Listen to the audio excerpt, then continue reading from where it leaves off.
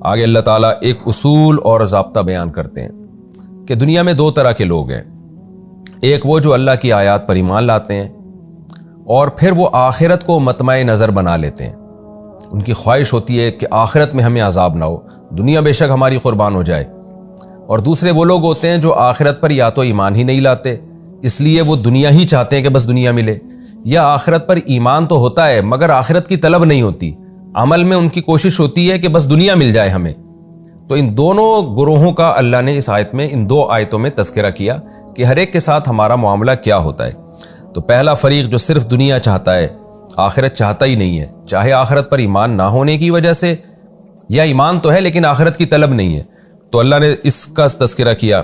من کان یرید العاجلہ، جو شخص بھی دنیا چاہتا ہے، عجلنا لہو، ہم دنیا میں ہی دے دیتے ہیں اس کو، یعنی جلدی کا مطلب آخرت کے لیے نہیں رکھتے بلکہ دنیا میں دے دیتے ہیں، لہو اس شخص کے لیے، فیہا اس دنیا میں، ما نشاء جو ہم چاہتے ہیں۔ یعنی جو دنیا کا طلبگار ہوتا ہے تو ہم اسے دنیا میں وہ کچھ دے دیتے ہیں جو ہم چاہتے ہیں۔ کیا مطلب؟ اس کی چاہت پہ نہیں ملتا، ہماری چاہت پہ ملتا ہے۔ تو بعض دفعہ اس کی چاہت کو ہم پورا کر دیتے ہیں، بعض دفعہ پورا نہیں کرتے، بعض دفعہ اتنا پورا نہیں کرتے جتنا وہ چاہ رہا ہے، آدھا دے دیتے ہیں، آدھا رہنے دیتے ہیں۔ تو جتنا ہم چاہتے ہیں اس کو ہم دے دیتے ہیں، لمن نرید، اور جس کے لیے ہم چاہتے ہیں اس کو دیتے ہیں ہم۔ یعنی ایک بڑا زبردست ضابطہ بیان کیا کہ جو دنیا کا طلبگار ہوگا نا تو اسے دنیا ملے گی اتنی جتنی اللہ چاہے گا، اور ہر ایک کو ملے گی بھی نہیں، ملے گی بھی اس کو جس کو اللہ چاہے گا۔ تو بہت سارے لوگوں کی محنت اس میں برباد ہو جائے گی، اور بہت سارے لوگوں کو ان کی محنت سے زیادہ مل جائے گا، اور بہت سارے لوگ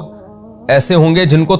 ملے گا مگر تھوڑا ملے گا۔ تو یعنی یہ اللہ کی رائے پر ہے، اللہ کے فیصلے پر ہے، یہ انسانوں کے فیصلے پر نہیں ہے۔ ثم جعلنا لہ جہنم،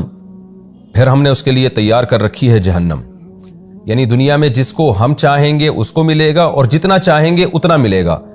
تو پورا پھر بھی نہیں ملے گا بعض دفعہ، یعنی بعضوں کو تو ہو سکتا ہے پورے سے بھی زیادہ مل جائے، لیکن یہ ہماری مشیت پر ہے۔ آخرت میں کیا انجام ہوگا؟ ثم جعلنا لہ جہنم، پھر بنا رکھی ہے ہم نے اس کے لیے جہنم، یصلاھا جس میں داخل ہوگا، مذموماً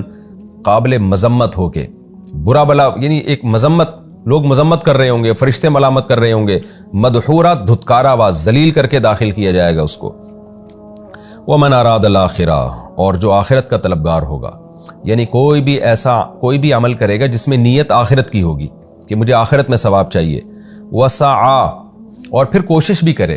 یعنی صرف آخرت کا طلبگار نہ ہو، نیت نہ کرے کہ مجھے آخرت چاہیے، بلکہ اس کے لیے کوشش بھی کرے، لہا اس آخرت کے لیے کوشش کرے، سعیہا آخرت والی کوشش،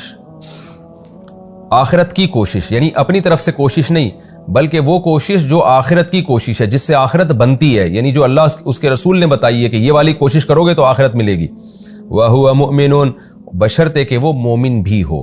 یعنی ایمان بھی ہو اس میں۔ فَأُولَٰئِكَ كَانَ سَعْيُهُمْ مَشْكُورًا، تو یہ وہ لوگ ہیں جن کی کوشش مشکور ہوگی، یعنی ان کی قدر کی جائے گی، مطلب ان کو ان کی کوشش سے زیادہ دیا جائے گا۔ تو یہاں اللہ نے 4 شرطیں بیان کی ہیں۔ ایک، من اراد الاخرہ، عمل میں نیت آخرت ہو۔ نمبر 2، وسعى لہا، اور اس کے لیے کوشش بھی ہو، صرف نیت کافی نہیں ہے، عمل بھی کرے۔ سعیہا، کوشش بھی وہ جو آخرت کی کوشش ہو، بدعت اس میں داخل نہیں ہے، بدعت کی نفی کر دی کہ جس کو، جیسے ایک آدمی ظہر کی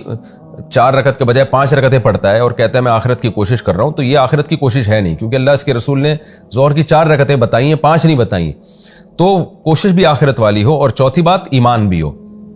اسلام اور ایمان کے بغیر کوئی نیکی مقبول نہیں ہے، چاہے آخرت ہی کی نیت سے ہو۔ یہ 4 شرطیں جس میں پوری ہوں گی، اللہ کہتے ہیں فَأُولَٰئِكَ كَانَ سَعْيُهُمْ مَشْكُورًا، ان کی کوشش کی قدر کی جائے گی۔ کیا مطلب؟ ان کے لیے وہ قاعدہ نہیں ہے جو پہلے طبقے کے لیے کہ جتنی کوشش ہوگی تو ہماری مرضی کے جتنا ہم بدلہ دیں اور ہماری مرضی کے جس کو چاہے دیں، نہ نہ نہ نہ۔ اللہ نے فرمایا ان کی کوشش کا بدلہ بھی دیا جائے گا، اور مشکور کا مطلب قدر کی جائے گی، اس کو ویلیو دی جائے گی، یعنی ان کی کوشش سے زیادہ بدلہ دیا جائے گا۔ تو بدلہ بھی یقینی ملے گا بھی ہر ایک کو، اور ملے گا بھی بدلہ زیادہ۔ آگے اللہ فرماتے ہیں کہ دنیا کا جہاں تک معاملہ ہے تو دنیا میں تو ہم دونوں فریقوں کو دیتے ہیں، کافر کو بھی اور مسلم کو بھی۔ کلن نمدو، یہ دونوں جو ہے نا ان کو ہم دیتے ہیں، من عطاء ربک، تیرے رب کی عطا سے، ہؤلاء و ہؤلاء، اس کو بھی اور اس کو بھی۔ کیا مطلب؟ جو دنیا کے طلبگار ہیں، آخرت کو نہیں مانتے، دنیا میں تیرے رب کی عطا ان کو بھی ملتی ہے، اور جو آخرت کو مانتے ہیں ان کو بھی ملتی ہے۔ تبھی ہم دیکھتے ہیں کہ دنیا میں بعض دفعہ نافرمان کے پاس بہت پیسہ آ جاتا ہے اور نیک آدمی غریب رہتا ہے، اور بعض دفعہ نیک کے پاس بہت دولت آ جاتی ہے، جو خدا کا نافرمان ہے وہ غریب رہتا ہے۔ تو دنیا کا مدار، دنیا ملنے کا مدار عمل پر نہیں ہے، عمل سے مراد نیکی پر،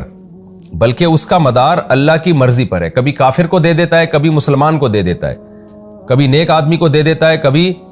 برے آدمی کو دے دیتا ہے۔ تو اللہ کہتے ہیں اور دونوں کو ملتا ہے، کچھ نہ کچھ تو تھوڑا بہت تو لازمی ملتا ہے دونوں کو۔ تو اللہ کہتے ہیں وما کان عطاء ربک محظورا، تیرے رب کی عطا محظور نہیں ہے، اس پہ پابندی نہیں ہے، یعنی وہ دونوں کو، کافر کو بھی اور مسلم کو بھی دنیا میں ملتی ہے، وہ ہر ایک کے لیے عام کی ہوئی ہے تیرے رب نے۔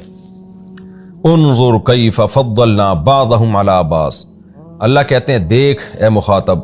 دنیا میں ہم نے کیسے بعض کو بعض پر فضیلت دی ہے، یعنی دنیا کے درجات دیکھ لو کتنا فرق ہے آپس میں، تو آخرت کیا ہوگی؟ دنیا میں ہم دیکھتے ہیں نا، ایک ارب پتی ہے، لینڈ کروزر میں گھوم رہا ہے، بڑے بڑے بنگلے ہیں، نوٹ سنبھل نہیں رہے اس سے، اور ایک آدمی بھیک مانگ رہا ہوتا ہے، کچرا چن کے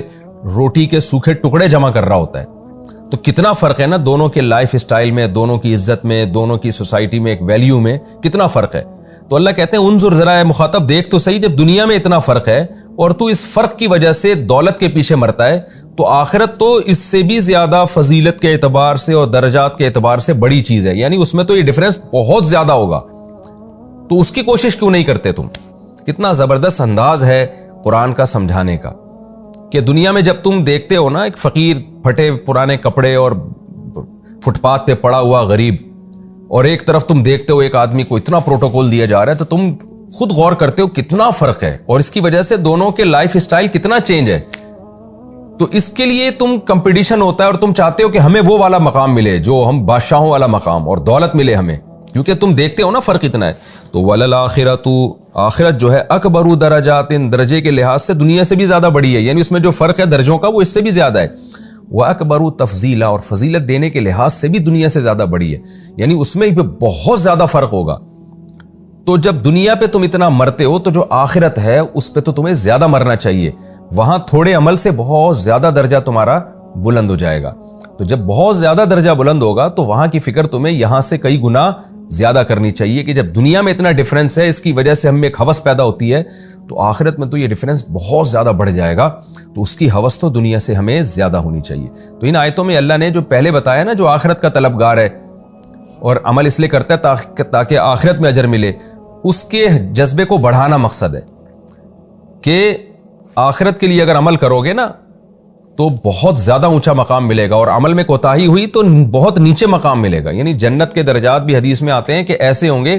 کہ جیسے زمین میں تم آسمان کے ستاروں کو دیکھتے ہو نا اتنے بلند، تو ایسے ہی نیچے والی جنت اور اوپر والی جنت میں اتنا فرق ہوگا، اور پھر اس سے اوپر والی جنت، تو بہت زیادہ جنت کے مرتبوں میں اللہ نے فرق رکھا ہے۔ تھوڑے تھوڑے نیکیاں کرنے پر بھی یہ بہت زیادہ درجات وہاں ملیں گے، تو اس لیے اس کو حد سے زیادہ